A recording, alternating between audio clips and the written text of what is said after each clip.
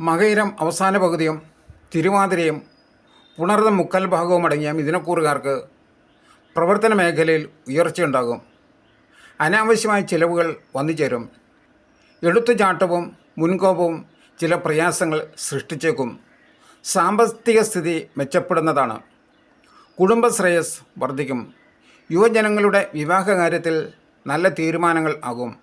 സന്താന ഭാഗ്യത്തിനായി കാത്തിരിക്കുന്നവർക്ക് അതിനുള്ള ഭാഗ്യം ലഭിക്കും. വർഷം ആദ്യ പകുതിയിൽ വ്യാപാരികൾക്ക് ചില ബുദ്ധിമുട്ടുകൾ നേരിടാം. രാഷ്ട്രീയ പ്രവർത്തകർക്കും അത്ര അനുകൂല സമയമല്ല. ചില ശാരീരിക പ്രശ്നങ്ങൾക്കും സാധ്യതയുണ്ട്. തൊഴിൽ രംഗത്ത് അപകീർത്തിയും സ്ഥാനചലനവും ഉണ്ടായേക്കാം.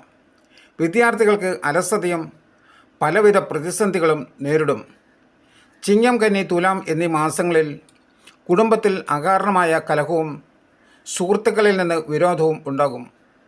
ഊഹക്കച്ചവടത്തിലും കൂട്ടുകച്ചവടത്തിലും ലോട്ടറിയിലും നേട്ടമുണ്ടാകും. സ്ഥാനമാനങ്ങളും ധനാഗമങ്ങളും പ്രതീക്ഷിക്കാവുന്നതാണ്. ജോലിയിൽ സ്ഥിരതയും സജ്ജനങ്ങളുടെ പിന്തുണയും ലഭിക്കും. പുരസ്കാരങ്ങൾ ലഭിച്ചേക്കാം. വൃശ്ചികം, ധനു, മകരം എന്നീ മാസങ്ങളിൽ യാത്രാമധ്യേ പണനഷ്ടമോ അപകടങ്ങളോ ഉണ്ടായേക്കാം. കാര്യങ്ങളിൽ ചില തടസ്സങ്ങളും അപ്രതീക്ഷിത ചെലവുകളും വന്നുചേരും. കുംഭം, മീനം, മേടം എന്നീ മാസങ്ങളിൽ ആഗ്രഹിച്ച കാര്യങ്ങൾ സാധ്യമാകും. വസ്തുവോ വീടോ വാങ്ങുവാൻ കഴിയും. പുതിയ ഗൃഹോപകരണങ്ങൾ വാങ്ങും. മാതാവിന് ആരോഗ്യ പ്രശ്നങ്ങളും ബന്ധുജന വിരോധവും ഉണ്ടാകും. ഇടവം, മിഥുനം, കർക്കടകം എന്നീ മാസങ്ങളിൽ തസ്കര ശല്യത്തിന് സാധ്യതയുണ്ട്. വ്യാപാര വ്യവസായ സ്ഥാപനങ്ങളിൽ അഗ്നിഭയം ഉണ്ടാകും.